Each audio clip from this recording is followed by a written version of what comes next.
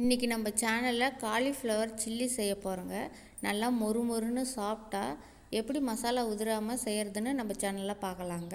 தேவையான அளவு தண்ணி சேர்த்துக்கலாங்க. 200 கிராம் அளவுக்கு காலிஃப்ளவர் சேர்த்துட்டு தேவையான அளவு உப்பு, சிறிதளவு மஞ்சத்தூள் சேர்த்து நல்லா கலந்து விட்டுக்கலாங்க. பாருங்கள், நல்லா கொதி வந்துடுச்சு. இப்போ நம்ம ஒரு பாத்திரத்தில் எடுத்து காலிஃப்ளவரை இந்த மாதிரி கொஞ்சமாக பச்சை தண்ணி சேர்த்து நல்லா கழுவி எடுத்துக்கலாம். இந்த மாதிரி எடுத்துட்டு சுத்தமாக வடிச்சிட்டு தண்ணியை இந்த மாதிரி ஒரு பாத்திரத்தில் சேர்த்துக்கலாங்க. இப்போ பாருங்கள், காலிஃப்ளவர் நல்லா வெந்துருச்சு. 2 ஸ்பூன் அளவுக்கு கார்ன்ஃப்ளவர் மாவு, 1 ஸ்பூன் அரிசி மாவு சேர்த்துக்கலாங்க. 1 ஸ்பூன் அளவுக்கு கடல் மாவு சேர்த்துக்கலாங்க. 1 ஸ்பூன் மிளகாய்த்தூள், 1 ஸ்பூன் மல்லித்தூள் சேர்த்துக்கலாங்க. 1/4 ஸ்பூன் அளவுக்கு மஞ்சத்தூள் சேர்த்துக்கலாம். 1 ஸ்பூன் கரம் மசாலா சேர்த்துக்கலாங்க.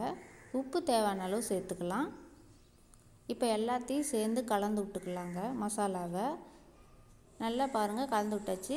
இப்போ கொஞ்சம் கொஞ்சமாக தண்ணி தெளித்து நம்ம பிசைஞ்சு எடுத்துக்கலாம். இஞ்சி பூண்டு 1 ஸ்பூன் சேர்த்துக்கலாங்க. ஒரு ஸ்பூன் சேர்த்துட்டு நல்லா மசாலாவோடு சேர்த்து கலந்து விட்டுக்கலாம். இப்போ கொஞ்சமாக தண்ணி சேர்த்து நல்லா மசாலாவை கலந்து விட்டுக்கலாங்க. மசாலா பாருங்கள் கரெக்டான பதம் வந்துடுச்சு. காரம் உப்பெல்லாம் சரியாக போச்சு.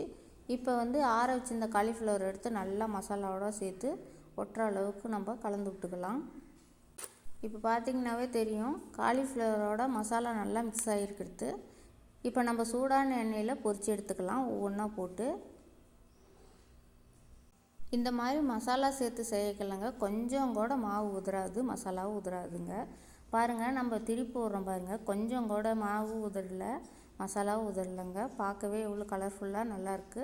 இப்போ நல்லா காலிஃப்ளவர் வெந்துருச்சு. அதிக நேரம் வேக வைக்க வேண்டாங்க, 2 நிமிஷத்துலேயே எடுத்துடலாம். பாருங்கள், காலிஃப்ளவர் சில்லி எவ்வளோ சூப்பராக மொறுமொறுன்னு இருக்குதுன்னு, பார்க்கவே எவ்வளோ அருமையாக இருக்குது. இது மாதிரி நீங்களும் காலிஃப்ளவர் சில்லி வீட்டில் இருக்கிற மசாலாவை வச்சே செஞ்சு பாருங்கள், ரொம்ப நல்லாயிருக்கும். காலிஃப்ளவர் சில்லி பாருங்கள், நான் எடுத்து காமிக்கிறேன். பாருங்கள், நல்லா பூ போல் வெந்து எவ்வளோ மசாலாலாம் நல்லா உள்ளே இறங்கி எவ்வளோ சூப்பராக இருக்குதுன்னு, பார்க்கவே எவ்வளோ நல்லாயிருக்கு.